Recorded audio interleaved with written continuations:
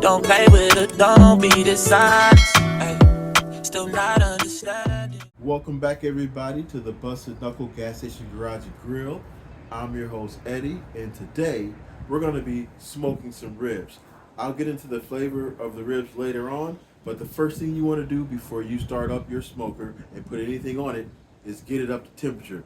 Today, we're going to be using Cowboy brand Oak Hickory Hardwood Lump Charcoal. I love this brand, but I think I'm going to try different things and see if there's something better out there, because normally I find something I like and I stick with it, but we'll do some experimentation later on. Now, with the 980, you have a fire starter you put in there, and I typically use tumbleweed, but I ran out. So we're going to be using this premium all-purpose fire starter, Fire and Flavor brand. We'll see if that adds any additional flavor or not, but until then, let's get into this. Now we'll get the charcoal, we'll pour it in the top of the hopper.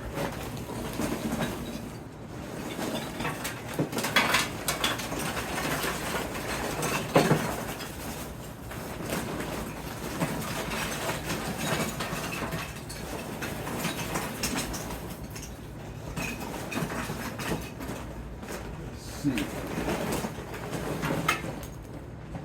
Maybe. I think that'd be good for the ribs that we're doing today, because we're just smoking 2 racks. And one thing I also like to do, I'll throw a couple chunks of wood in there. And now let's get this fire started. All right, so let's get to it. In addition to putting a couple chunks of wood into the charcoal box, I throw a couple in the ash pan, a little bit away from the fan. There's a flap in there that we don't want to damage. So let's get this fire going. Get that up.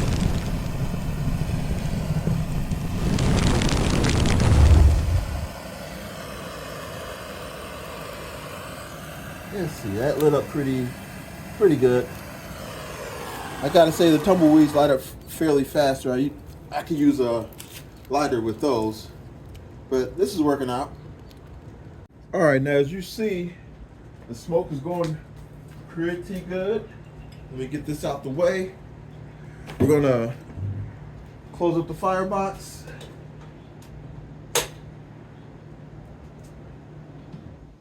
Top that off like that. Now, a lot of smokers are different. You want to make sure you have the barrel open before you get it started. That'll prevent any type of gas inside exploding. So now we're going to set the temperature to 230. And let's go ahead and do that.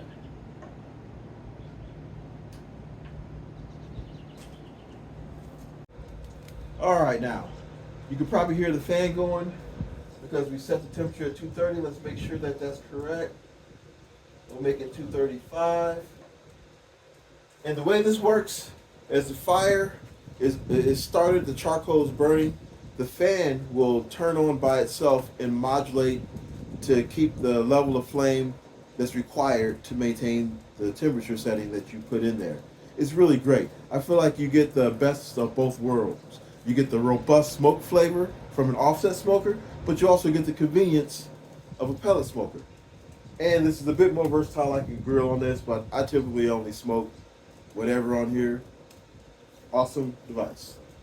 All right, everybody, while I'm out here working on a smoker, I figure I'd give you a little bonus footage. Once a week, I like to keep my 64 Galaxy started, and also my 74 Cadillac Eldorado, just to keep the battery going and the juices flowing. So while you're here, let's go ahead and fire her over.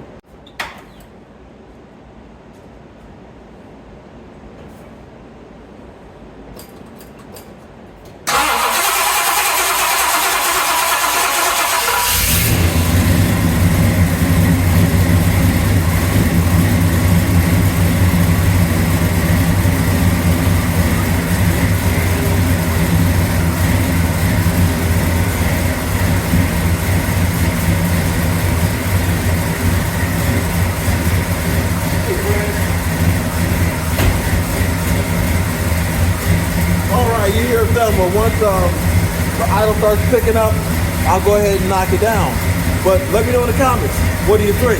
What you're looking at is a 390 FE Ford big block.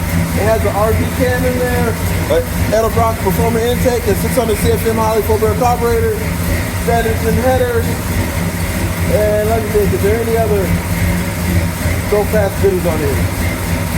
I think that's about it. It's very mild. I'm not racing the car, just a good cruiser. The old engine that it came with had a 352 big block that had blow by. She was just a bit tired and swapped it out. Uh-oh.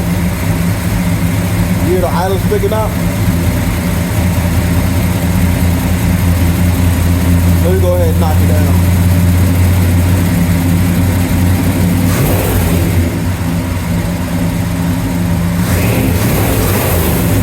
That's my baby. All right, now it's time for the 74 Cadillac Eldorado to start up. Now, this is a 500 cubic inch engine, front wheel drive. With this being a Cadillac, believe it or not, bigger engine, she is much more quieter than that Galaxy. But the Galaxy is mildly built, and I say mildly, very mildly. This here is all factory that I'm bringing her back. So, tell me what you think about this Caddy.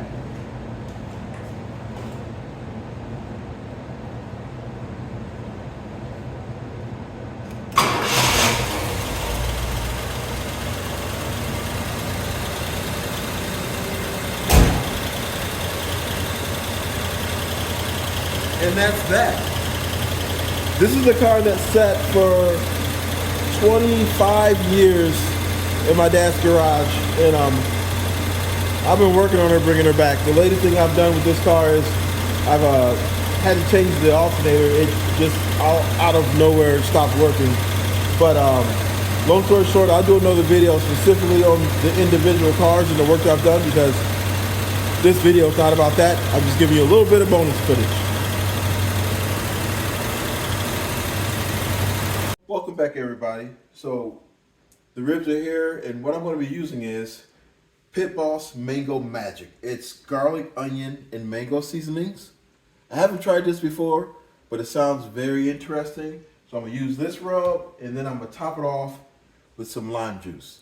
So with that said, let's get to rubbing. Put a generous, liberal amount on here.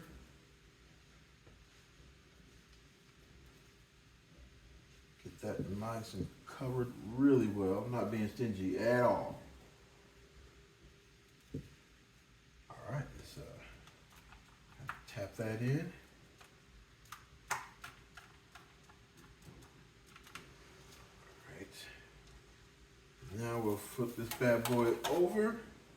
Oh, that looks great. Now, before we get started, I'm gonna put the binder on. And for the binder, I use spray on olive oil. Olive oil doesn't really give much of a flavor, so it won't interfere with what we're trying to do, but it will function as a binder. The other rack, I may use mustard as the binder, but I'll cross that bridge when I get to it. Olive oil is quite a bit cleaner. So let's get this on there.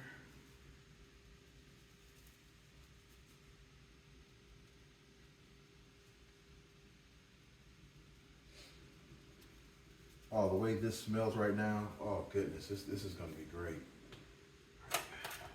Rub that in there.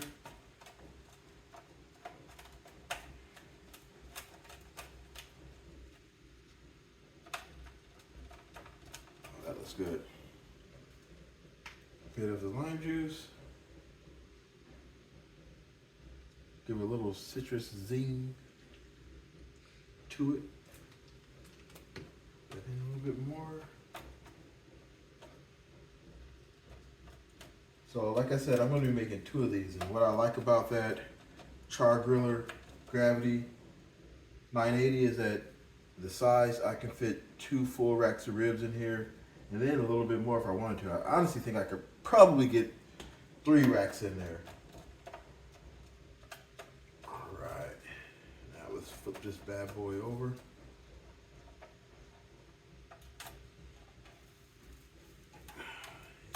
me put a little bit more olive oil on here.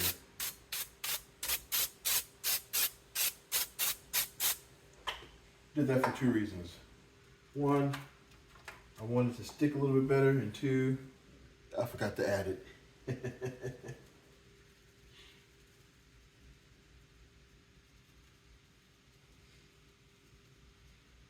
All right, I think that'll be about enough. That's half of it. And the lime. So concentrate. Don't want to put too much on there. Let's tuck this back in there. All right. Flip her back over. Oh yeah, she's looking good. All right, as you can see, the sun went down here in Indiana, so we're getting ready to throw this on the smoker.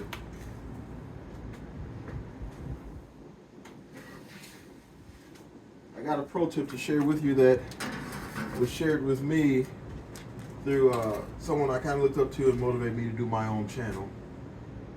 It's Daryl from Bad Beast Barbecue, and the pro tip is put your food on a small grate. That makes it easier to move around while you got it inside the smoker, and believe it or not, it makes cleaning up so much easier. So yeah, come a little closer, look inside here. You can see that with these 2 racks of ribs, and I'm using these grates, I have room for another rack of ribs. Really, if I wasn't using the grates, I could probably slap 4 of these bad boys on here, maybe 5. But we'll go ahead and close this up for right now. Let these get to cooking. We'll come back in about an hour and a half and see what it looks like. Okay, it's about that time. We're gonna check the temperature of these ribs and see how they look, and then pull them out if need be. Oh yeah, look at that. Look at that. We're looking for a temperature at least 145 or higher. And this is definitely above 145. I had to turn the temperature up a little bit quicker because the kiddos were getting hungry. Yes, these are done. So we'll pull them off and get in the house and do the taste test. All right, now it's time to cut it and get a taste of it. So got my handy dandy knife. Be careful, this bad boy is very sharp. And let's cut a little piece off. Try not to get the bone. All right, let's see. Oh yeah, nice pullback, nice smoke ring. Here goes nothing. I love it because it's got a nice crust to it. Very delicious. Thumbs up on this one. Until next time, I'll give it a 9.5 out of 10. Until next time, I catch you at the gas station. Have a good one.